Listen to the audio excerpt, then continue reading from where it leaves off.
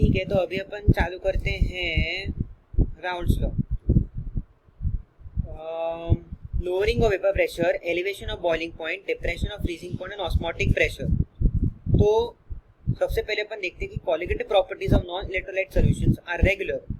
The values of colligative properties are approximately of equal for equivalent concentration of drugs.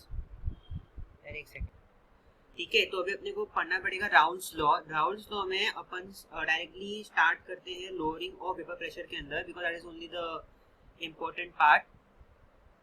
Lowering of vapour pressure के अंदर अपने को पढ़ना पड़ेगा कि जो ये है, हाँ, lowering of vapour pressure is the simplest of the colligative properties and easiest to understand based on physical model. The pressure brought by vapor in equilibrium with its liquid at constant temperature is known as vapor pressure. It increases with temperature. The vapor pressure of solvent is due to its escaping tendency. तो पहला line अपना क्या बोलते हैं कि lowering of vapor pressure is the simplest of the colligative properties and easiest to understand based on physical model. The pressure brought by vapor in equilibrium with its liquid at constant temperature is known as vapor pressure. मतलब जो pressure हमारा vapour क्या बोलते हैं उसको exert करता है हमारे इक्विलिब्रियम के टाइम पे, when that basically that vapour is present in equilibrium with the liquid at constant temperature, that pressure exerted is called as vapour pressure. ठीक है, मतलब क्या है कि अपना वेपर फेज जो है वो इक्विलिब्रियम में है हमारे लिक्विड फेज के साथ। अब वो वेपर फेज जो प्रेशर एक्सर्ट करता है उसको हम बोलते हैं vapour pressure. It increases with temperature. The vapour pressure of solvent is due to escaping tendency. तो उसके एस्केपिंग टेंडेंसी के बेसिस पे अपन बोलते हैं कि ये वेपर प्रेशर होता है। Temperature at which the vapour pressure of the liquid is equal to atmospheric pressure is called as normal boiling point. This point हमको पहले से पता है। The vapour pressure of pure liquid solvent depends upon the rate of escape of molecule from the surface known as escaping tendency. मतलब vapour pressure जो रहता है that depends upon the rate of escape of molecule from the surface known as escaping tendency. ठीक है, मतलब जो हमारा vapour है, वेपर प्रेशर है हमारा, वो डिपेंड करता है कि अपने सॉल्वेंट की एस्केपिंग टेंडेंसी कितनी है। मतलब सॉल्वेंट के मॉलिक्यूल्स कितने किस हद तक एस्केप कर सकते हैं, किस एक्सटेंट तक एस्केप कर सकते हैं, उसको हम एस्केपिंग टेंडेंसी बोलते हैं। Solvents with greater escaping tendency have greater vapor pressure. The added solute is generally non-volatile, which does not contribute directly to the vapor pressure of the solution.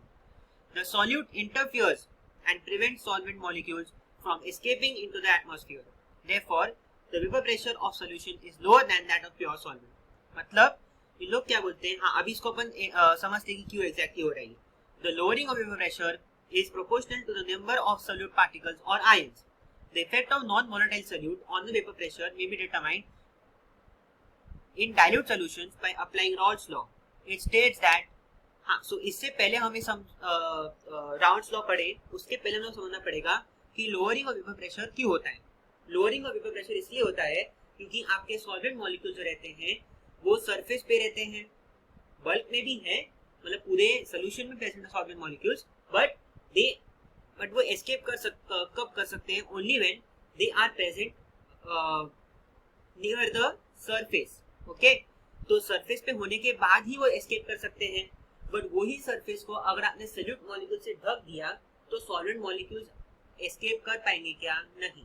So what happens is when we add the non volatile solute, the solute molecules that can not escape, जब हम ऐसे solute molecules डालते हैं solvent molecules के मतलब solution के अंदर, तब क्या होता है कि सॉल्वेंट मॉलिक्यूल्स सरफेस से निकलकर अंदर दब जाते हैं।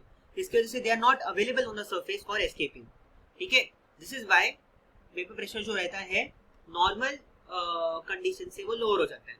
ओके, सो इसमें वही लिखा हुआ है कि इट स्टेट्स दैट, मतलब अभी हम लोग राउल्ट्स लॉ पढ़ेंगे। So it states that in an ideal solution the partial vapour pressure of each volatile constituent is equal to the vapor pressure of pure constituent at that temperature multiplied by its mole fraction. मतलब pressure of या फिर बोल सकता हूँ partial pressure of each volatile constituent is equal to PA. So that PA will be equal to PA0. PA0 मतलब is the vapor pressure of the pure constituents and XA and XB are the mole fractions of the constituent A and B. अपने को पता है कि P is equal to PA plus AB, correct है, PA plus PB sorry. तो अभी यहाँ पर उन्होंने एक ग्राफ सॉर्ट ऑफ दिखा हुआ है कि प्योर B प्रेजेंट है यहाँ पर और प्योर A प्रेजेंट है. तो यहाँ पर vapour pressure pure B present है, यहाँ पर vapour pressure pure A present है.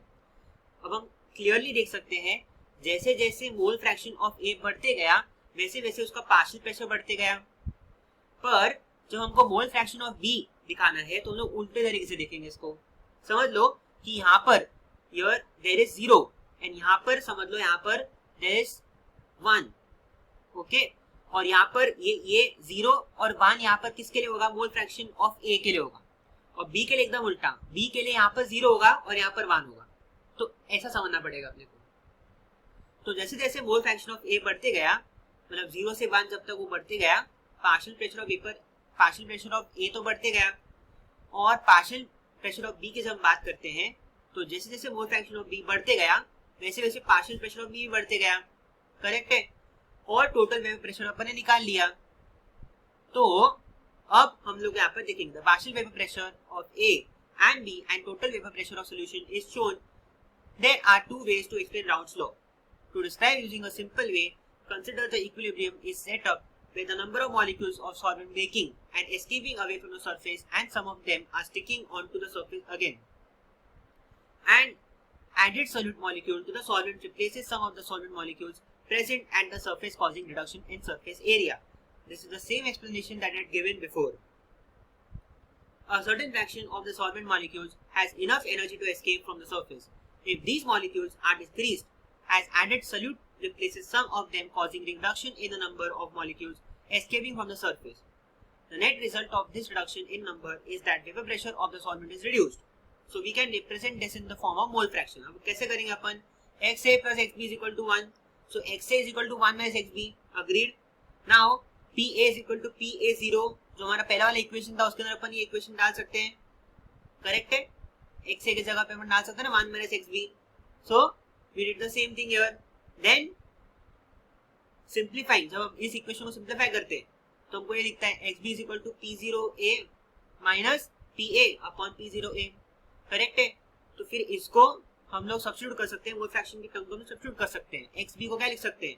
Number of moles of constituent B upon number of moles of A plus number of moles of B. Finished. This is how it is done, correct है. तो अपने को यहाँ पर अभी याद क्या रखना है राउट्स लॉ में से? Lowering of vapour pressure. Lowering of vapour pressure अपन ने ऑलरेडी सोच लिया है कि कैसे करना है अपने को. पहले बात तो समझाना है कि वेपर प्रेशर का मतलब क्या होता है. Then you have to tell about the escaping tendency of the solvent molecules, बराबर है. And then we have to make them understand कि एग्जैक्टली होता क्या है, exactly lowering of vapour pressure होता क्यों है. Then we have to also derive this equation. थोड़ा बहुत बात करनी इसके बारे में, PA ब्रॉस के बारे में बात करनी है. We have to write this entire thing as well. ये पूरा डायग्राम बनाना पड़ेगा एंड देन हम लोग को ये डिराइव करना पड़ेगा, करेक्ट है. तो this is how it is done. Then हम बात करते हैं डिविएशन फ्रॉम रॉल्स लॉ की. Deviation from Raoult's law is very very important. इसमें क्या करना पड़ेगा अपने को? सेम थिंग है, खाली डॉटेड लाइंस जो थे वो एक्सपेक्टेड लाइंस हैं. बट अगर आपके सॉल्यूट और सॉलिड मॉलिक्यूल के बीच में इंटरेक्शंस होते हैं देन ये कुछ इस तरह से दिखता है.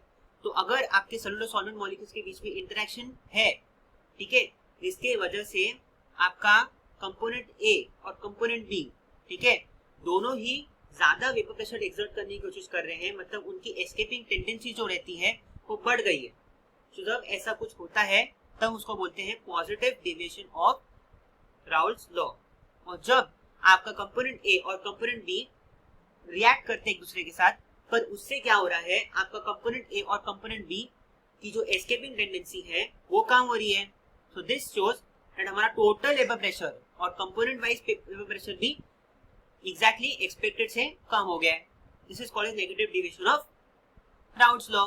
सिंपल. अब हम लोग बात करेंगे लिमिटेशंस ऑफ राउल्स लॉ की, कि कहां पर हम राउल्स लॉ लगा नहीं सकते. हम रियल सॉल्यूशंस के लिए राउल्स लॉ लगा नहीं सकते. क्यों?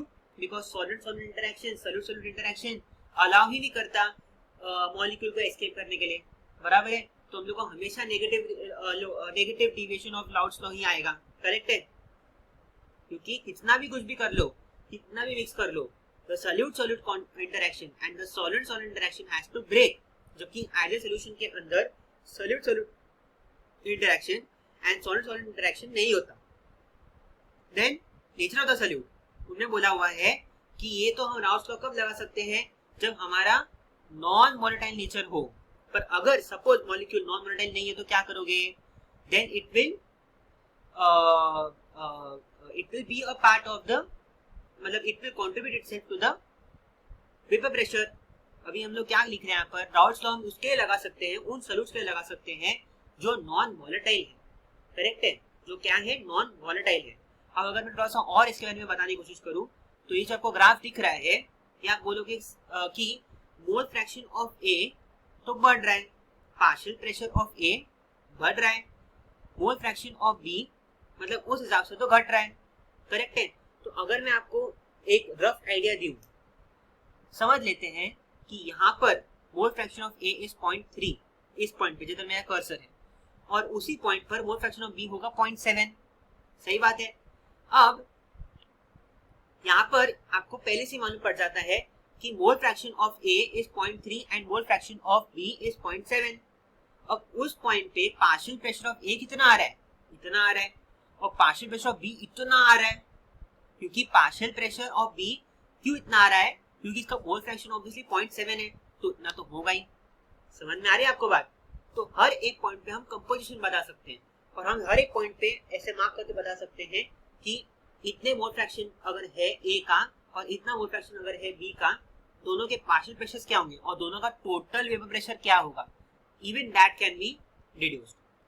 पर आपने एक बात नोटिस की होगी कि जैसे जैसे मेरा मोल फ्रैक्शन ऑफ ए बढ़ता गया, मेरा टोटल वेपर प्रेशर भी घटता गया, करेक्ट है। तो अभी ऐसा क्यों हो रहा है, जो मेरा प्योर बी है, ठीक है ना, जिसकी हम बात करें प्योर बी, ये एक्चुअली में कैसा है ना, आप इसको ऐसे समझ सकते हो कि ये प्योर कंपोनेंट बी है जो है हमारा सॉल्वेंट, और जो हमारा प्योर कंपोनेंट ए है वो है हमारा सॉल्यूट। तो जैसे जैसे मैंने सॉल्यूट ऐड करते गया, वैसे वैसे वेपर प्रेशर हमारे सोल्यूशन का कम होते गया। तो इस हिसाब से आप सोच सकते हो, करेक्ट है। तो इसी तरह से हम लोगों ने राउल्स लॉ तो खत्म कर दिया है। अब हम जाते हैं डिस्ट्रीब्यूशन लॉ की तरफ। डिस्ट्रीब्यूशन लॉ हम लोग ये बोलता है कि when an excess amount of solute is added to two immiscible liquid phases, it distributes itself between these phases until saturation. If mixed by shaking vigorously, if sufficient amount of solute is added, it distributes in a different ratio. The term partition coefficient is commonly referred to the equilibrium distribution of single substance between two solvent phases separated by boundary. ये हमको तब समझ में आएगा जब हम अच्छे से ऊपर वाले कॉन्सेप्ट थोड़े से अच्छे से क्लियर कर लेते हैं। जैसे कि ये दो इमिसिबल सॉलिड्स का मतलब क्या होता है, ठीक है। तो इससे पहले हम लोग ये कवर करें, हम थोड़ा कवर कर लेते हैं